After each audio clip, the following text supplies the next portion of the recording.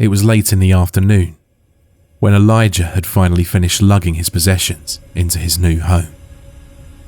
This was his last chance, and he needed a new environment for inspiration. "I've given you too many chances. Your crap doesn't sell. Give me a hit song or you're fired," his producer had lashed during their last discussion. Elijah hated his producer with a passion, and his reluctance to change his style in favour of record sales had to be overlooked if he wanted to keep a roof over his head. Elijah came from an era where great musicians could sell through sheer talent alone. But times were changing, and he was being left behind in favour of what he referred to as overproduced horse crap. He often found himself turning on the radio for inspiration, only to lose faith in the pursuit after hearing what people actually listened to. "I can't make this trash. I refuse," he chanted to himself. But after settling down and thinking it through, he'd unenthusiastically flip the radio back on and get back to his choir. Elijah had come into this business with the hope that his creativity and personal expression could shine through. But after years of touring with the band and finally disbanding due to lack of income, he was now forced into the business of writing songs for the new, younger bands. Elijah despised the new generation, as they completely lacked the creativity and musicianship that had originally propelled him to fame. Having someone else write a song for you was an embarrassment in his day, but now it seemed the norm. The music business was a disgusting beast, he thought, but he was already in the industry, and he couldn't stop now. After hours of relentless labour, Elijah pummeled into his couch, exhausted and unmotivated. His muscles ached and throbbed with every movement. After a few minutes of motionless thought, Elijah pulled himself to his feet to explore his new home. His tight schedule meant that he hadn't had a chance to even investigate the property before the purchase. But his producer had promised that the house was amazing, and that the previous owner, like him, was a songwriter, and already had a studio installed. Red walls lined the hallways. Dusty shapes littered the walls, from what Elijah imagined to be the location of the previous owner's paintings and posters. Nails still protruded from the empty spaces. It was clear that the man's belongings were quickly and harshly removed for the new owner. The house was considerably larger than he'd imagined, considering what he'd paid for it, and seemed almost larger on the inside than it was on the outside. As he moved through the lengthy hallways, he stumbled upon a large, impressive hall, with a steel winding staircase leading into a basement area. Elijah assumed that this must be where the studio was located. Eager to see the place he'd be spending most of his time in, he hurried towards the stairs. When he reached his destination, he glared in awe at how far down the stairs winded. His studio must be underground, he surmised. Elijah began to wonder how the previous owner could have possibly given this place up. It was simply the most amazing house he'd ever seen, and he couldn't imagine why someone could possibly leave. The producer said the man had just gone missing. The police explained without a doubt that there was no forced entry and no signs of struggle, so they assumed that the man had just moved on, leaving all of his possessions behind. Why? Elijah couldn't even surmise, but he wasn't about to question the decision. He cautiously moved down the flight of cold stairs, clawing the rail as he descended into the darkness. The steel was sturdy and sleek, without a creak or vibration during his trek. As he reached the bottom, the light from the hall began to fade, and he lost sight of where he was. After a few seconds of fumbling around in the dark, he happened upon a light switch and frantically flipped it on. It was a small, isolated room with a single red door towering in front of him. An ominous chill ran up Elijah's spine, but he quickly got hold of himself and moved towards the handle. The door seemed to call to him in a way, and after pondering it in his head for longer than he even realized, he began to hear faint notes coming from the room. Beautiful, echoing notes. Notes from what he thought had to be some sort of stringed instrument. Someone must have left the radio on, he thought, only to realize that he hadn't heard something so beautiful come out of a radio in what seemed like a decade. Overwhelmed with haunting curiosity, he cautiously moved towards the door. He reached for the gold, shining handle and slowly turned the knob. Slowly, he came to the realization that someone could be inside there, playing the instrument.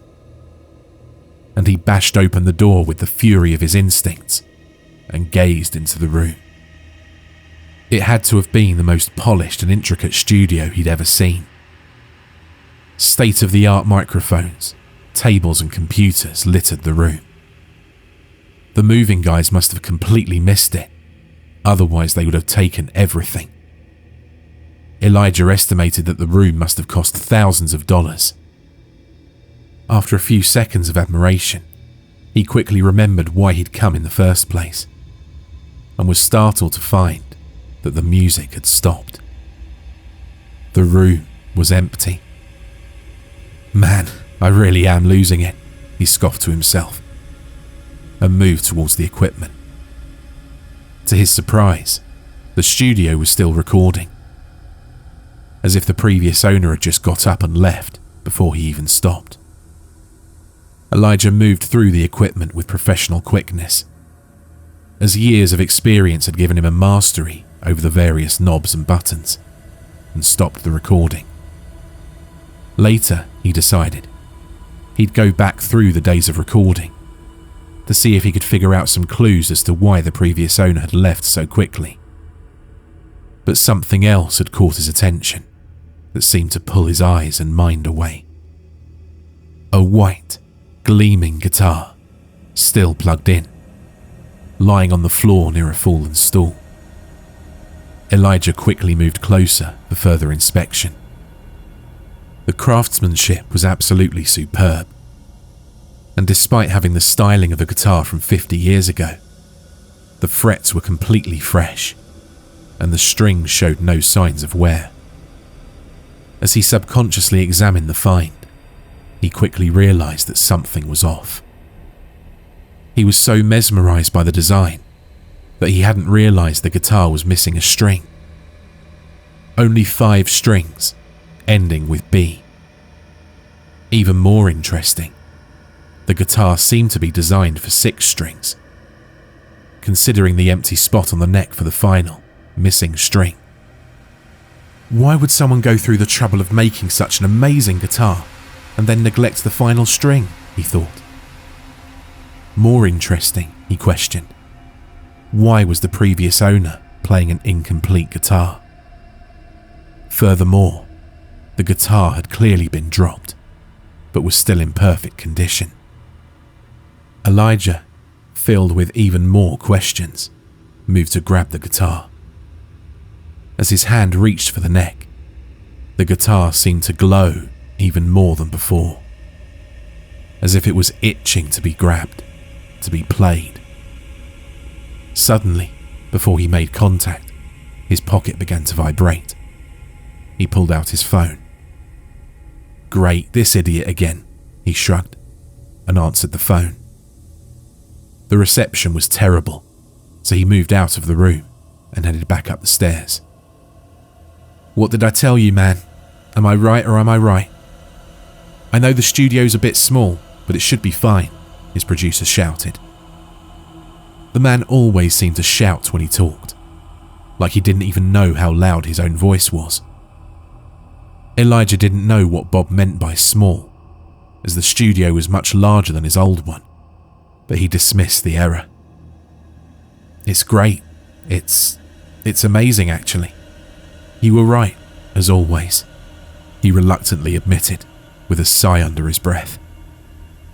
"I'm expecting great things from you, E. Don't let me down." "Don't worry, I have a few songs for you in a bit." "All right, man. You know, I understand how you feel," he remarked with a hint of fake empathy.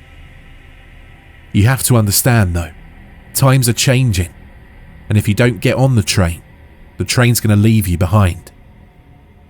He has the nerve to talk to me about keeping with the times when he's still using archaic phrases from last century, Elijah mocked in his mind. "Yeah, Bob, I know.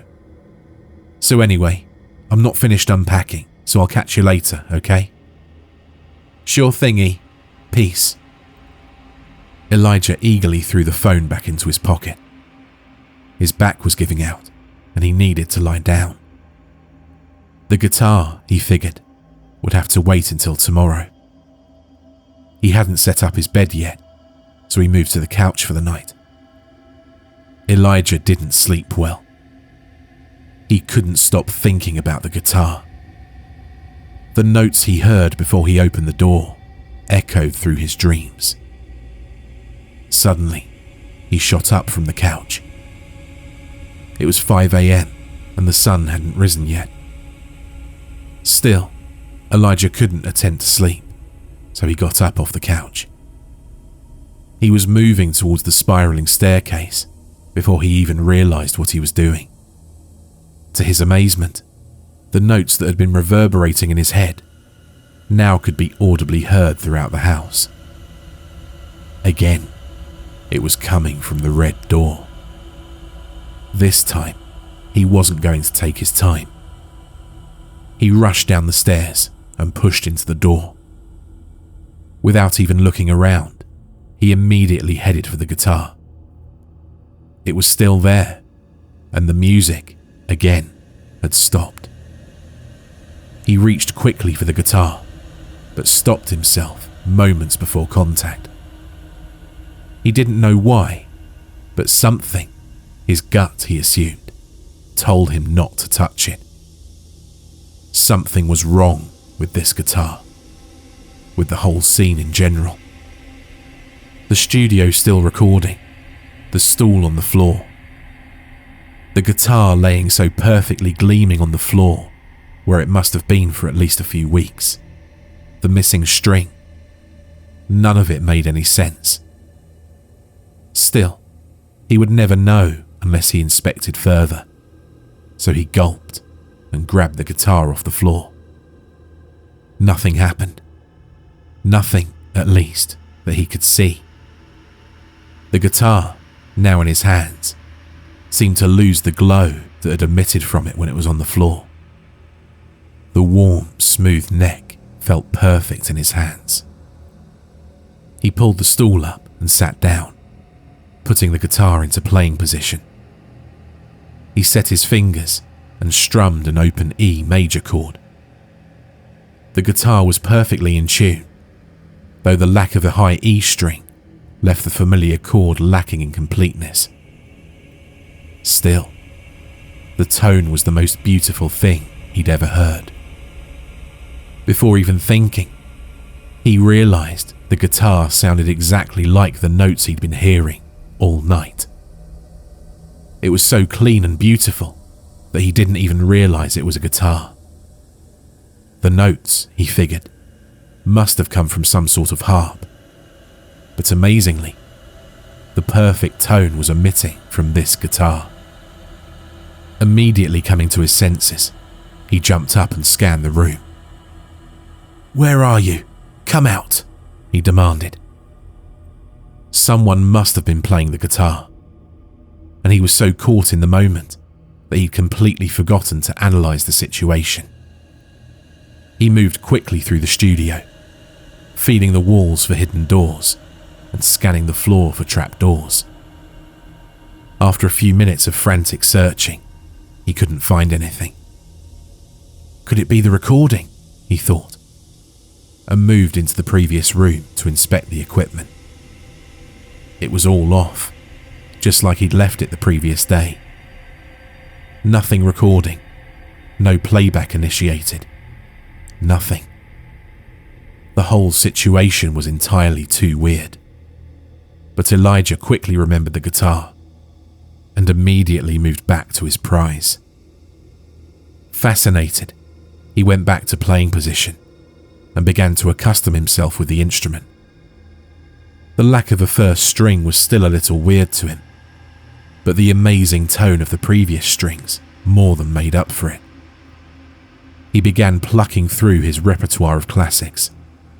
Never had Zeppelin sounded so amazing.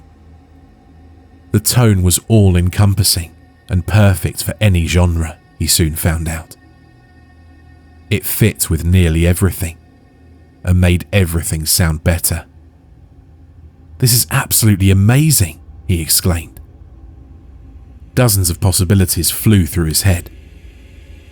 "This could be the break I need," he enthusiastically pondered. "This is absolutely fantastic. I don't care what kind of crap people like nowadays. There's no way they won't dig this tone." He gently set the guitar down on the stool and moved into the other room to set up a recording. "Back in business," he remarked, and began doing what he loved. After several hours of recording, he was confident he had some great material to show to his producer. "Bob, you're going to love this. If you can, try and get over here as soon as you can." "Sure thing, bro. Be there in a bit." Bob arrived the next day, irritated. Clearly he wasn't too happy about getting up to come to Elijah's new house, but he was eager to see if Elijah still had it. His shirt wasn't tucked beneath his suit, and his hand was constantly feeling his phone. If this flopped, Elijah would be fired for sure. He wasn't worried about that though, because he couldn't imagine anyone disliking what he'd made with his secret weapon. Elijah led Bob into his living room, where a surround sound system had recently been set up. "You're going to love this, I guarantee it," he echoed. "It better be," he retorted with a grumpy sort of tone. Clearly, he wasn't in the mood to fake a nice attitude. Elijah plugged in his MP3 player and played what he'd recorded the previous day. The guitar's clear tone shone through the speakers. Bob was fixated immediately. What is that? Is that a guitar? How did you get that tone?" "It's something I've been working on for a while," Elijah lied. "Well, I can't believe I'm saying this, but it's good. Great, even.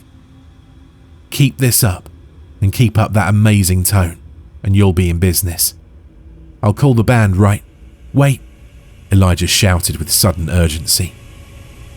"Actually, I was thinking of recording an album myself." We've been through this. I know, Bob, I know. But this time, I know it'll be a hit. I promise." "I don't like this, but if you keep up this quality, I guess I can give you another shot." "Believe me, sir, you won't regret it," he shouted with enthusiasm.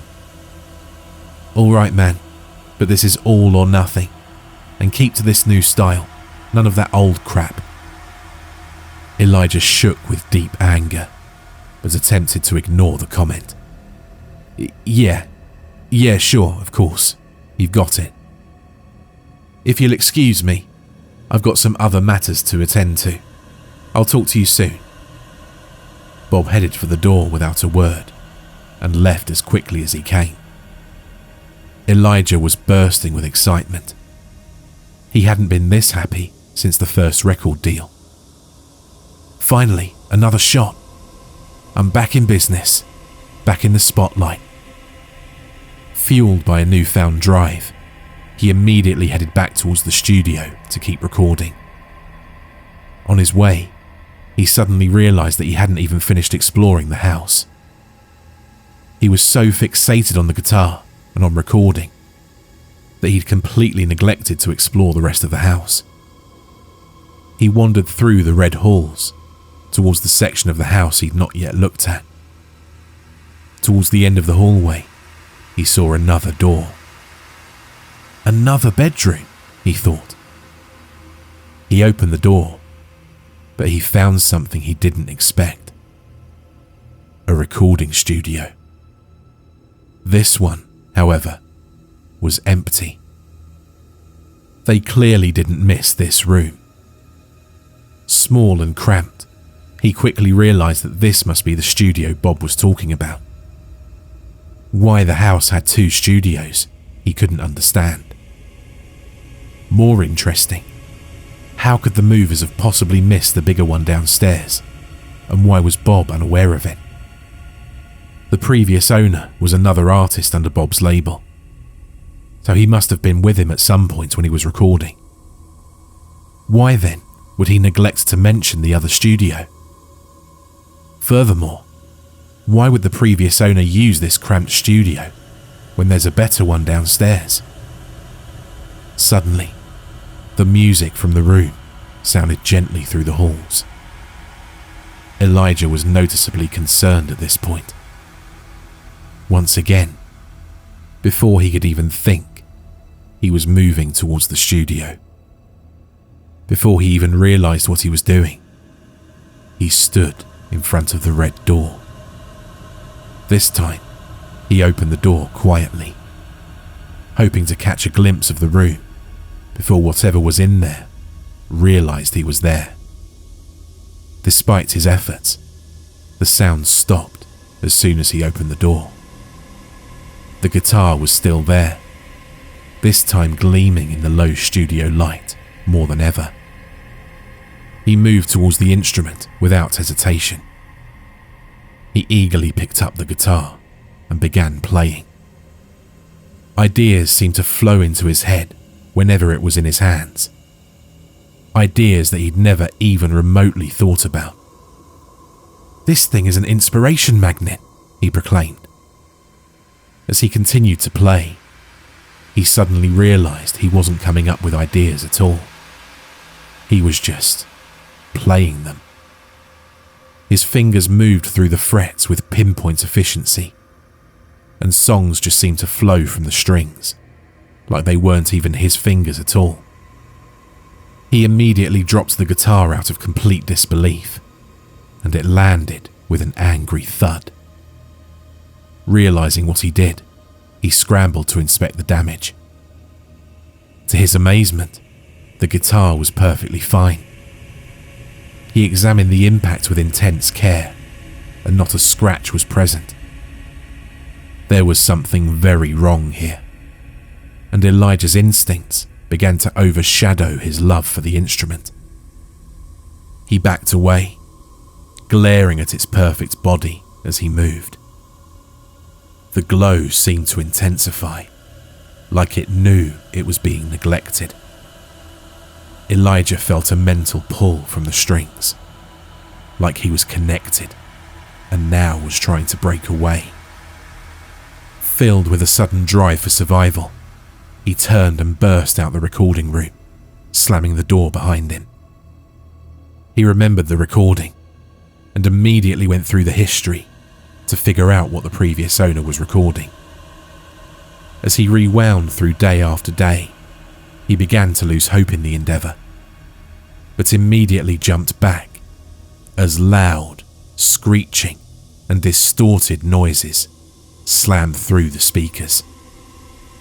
Horrendous screams began to emit from the recording, but were slowly silenced as the sound of the horrible distorted noises overpowered and converted the screams to notes. Elijah was horrified and immediately shut off the recording. To his horror, music from the instrument began to play. He could see the strings from the guitar in the recording room through the glass, plucking themselves with a newfound confidence and lack of care that Elijah now knew what was happening. Elijah bolted out of the studio, completely in shock. The notes echoed from the room as he rushed up the stairs. It grew in intensity as he moved away. The tone became more distorted, more wrong. The major chords turned to minor. The soothing tone became dark and cold.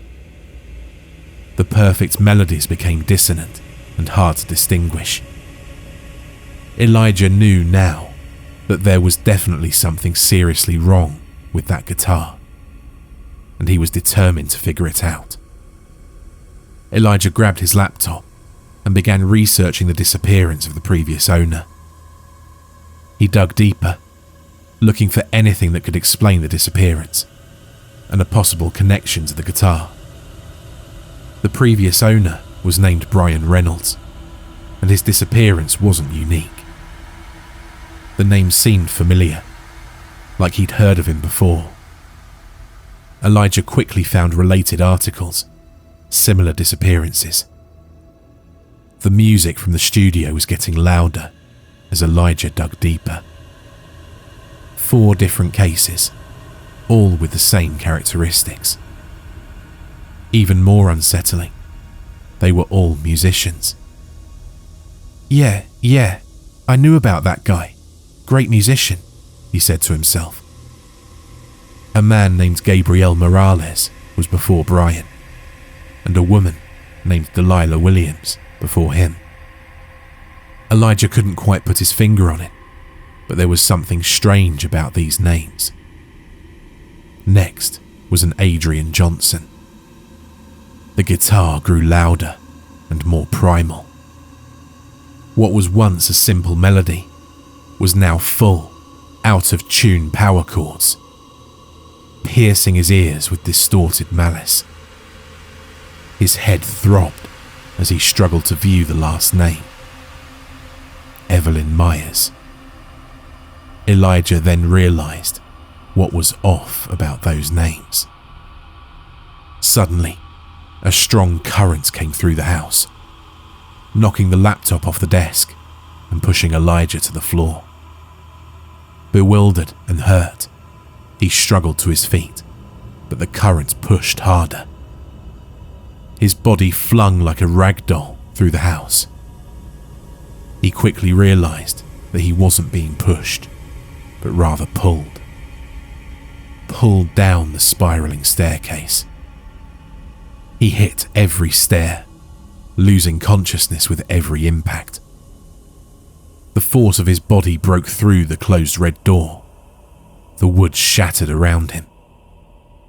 Elijah grabbed the corner of the door, clinging for his life. His body seemed to stretch as he resisted. The guitar was practically breaking his eardrums as he resisted the pull. Suddenly, the area he was holding broke off the door, and he flew full speed towards the 5-string guitar. Later, Bob carefully opened the door. Elijah hadn't responded to his calls for 2 days now, and he feared something was wrong. As he made his way through the house, he quickly realized that everything was exactly how it was when he'd left the previous visit. The unopened boxes remained near the door, and the house was still relatively empty. E, where are you? He yelled through the house. As he moved through the hallways, he spotted the staircase. He could almost hear the faintest sound of music coming from the bottom. He moved down, the old stairs creaking and squeaking as he moved. The bottom of the staircase was dark, and he scanned the walls with his hands until he found the light switch, turning it on as quickly as possible. The room was a dead end. Bob glanced over near the wall at a peculiar sight. A white, 6-string guitar lay there, beautiful and complete.